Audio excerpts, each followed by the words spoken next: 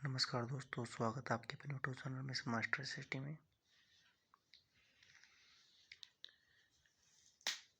तो आज हम एक नया अध्याय फिलोसफी जो सेकंड ग्रेड एसएसटी सब्जेक्ट में लगता है, इसकी शुरुआत कर रहे हैं आज।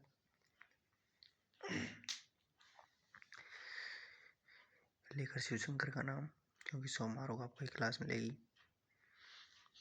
हालांकि शूट तो मैं इसको एक दिन पहले ही कर रहा हूँ। चलो शुरू करते हैं। गीता का नीति शास्त्र। क्या है कि गीता में कुल कितने अध्याय है? 18 अध्याय है, 700 श्लोक हैं।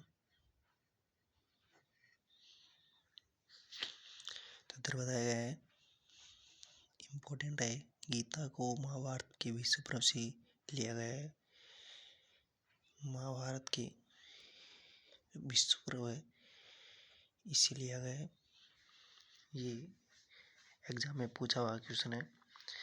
और गीता के रचयिता हैं वेदव्यास जी। हालांकि ये त्रिवेणी नाम है। एग्जाम में पूछे तो नहीं गए, लेकिन सिलेबस में है तो पढ़ना तो पड़ेगा ही, और पूछ सकते हैं आगे। एक ज्ञान मार्ग, एक भक्ति मार्ग, एक कर्म मार्ग। जो ज्ञान मार्ग के प्रवर्तक है वह है श्री शंकराचार्य जी। भक्ति मार्ग के प्रवर्तक है श्री रामानुज जी। और वहीं बात करें तो कर्म मार्ग की, उनके प्रवर्तक है श्री बाल गंगाधर तिलक जी। क्योंकि योगक्षेम की इच्छित वस्तुओं की प्राप्ति व उसे बनाए रखना ही योगक्षेम कहलाता है। इच्छित वस्तुओं की प्राप्ति व उसे बनाए रखना ही योगक्षेम कहलाता है। गीता दर्शन में आत्मा की अमरता व क्रमवाद पर बल दिया गया है।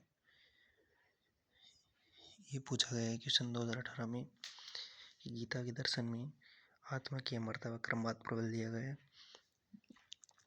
सबसे मेन इम्पोर्टेंट है इसके अंदर ये निष्काम कर्म योग। तो आप इसको इम्पोर्टेंट लगा लेना। ये गीता का केंद्रीय सिद्धांत है।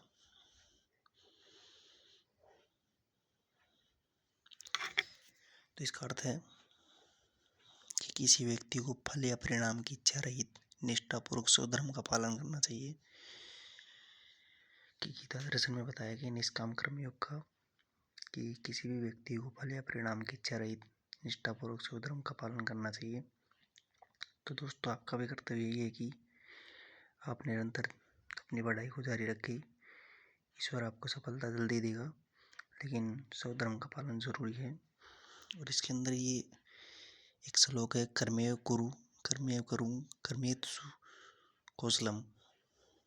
इसको भी, हालांकि जो भी फैक्ट होते हैं वो इम्पोर्टेंट ही होते हैं, लेकिन फिर भी इसको इम्पोर्टेंट लगा लेना। इसके अंदर योग बताया है गीता का नीति शास्त्र में, कि आत्मा का परमात्मा से मिलन। देखिए दोस्तों, जो ऋषि जो संत होते हैं वो योग के बल पर ही आत्मा को परमात्मा से मिलाते हैं। मतलब वो हमें बता देते हैं कि क्या होगा क्या नहीं होगा। तो उनका मिलन होता है जो परमात्मा से होता है, वह योग के आधार पर ही होता है। इसीलिए बताया गया कि इसमें योग आत्मा का परमात्मा से मिलन है।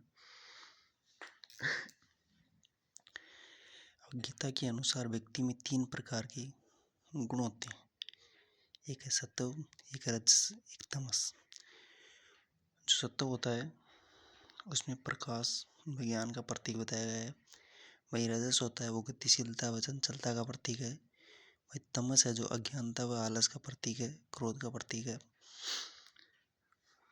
देखते हैं गीता में आत्मा की अमरता व क्रमवाद पर बल दिया गया है।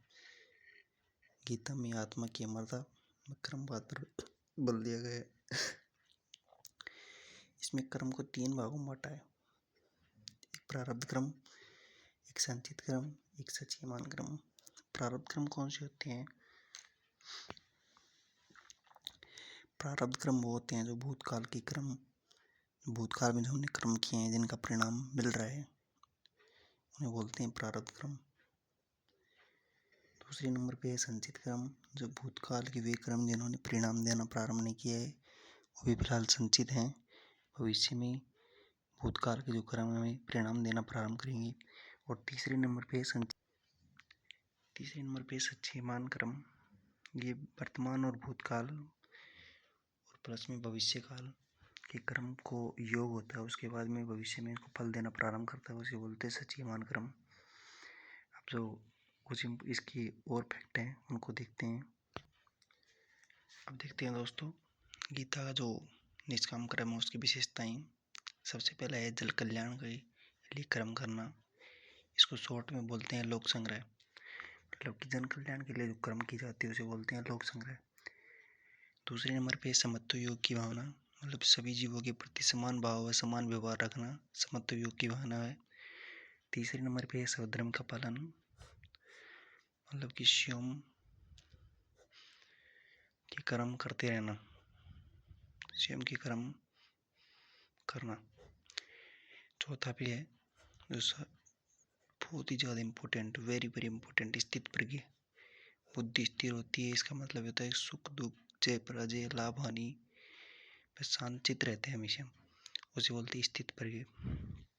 तो गीता में हम 9 प्रकार की भक्ति बताई गई है, जिसे बोलते हैं नवदा भक्ति। गीता के 7वें स्कंद के 5वें अध्याय में बताया गया है। इससे ज़्यादा इम्पोर्टेंट ये है कि गीता के 7वें स्कंद के 5वें अध्याय में बताया गया है और 9 प्रकार की भक्ति है। सबसे पहले स्मरण, कीर्तन, श्रवण, शीश झुकाना, मतलब कि चरणों में, ईश्वर के चरणों में, अपने किसी बड़ों के चरणों में, फिर है बंधन, फिर है पूजा करना या अर्चना करना, उसके बाद है दास्य भक्ति, उसके बाद है संज्ञा भाव और उसके बाद में आत्म निवेदन। तो दोस्तों ये था हमारा गीता का निष्काम कर्म, और अगली क्लास में हम पढ़ेंगे गांधी जी के नीति शास्त्र।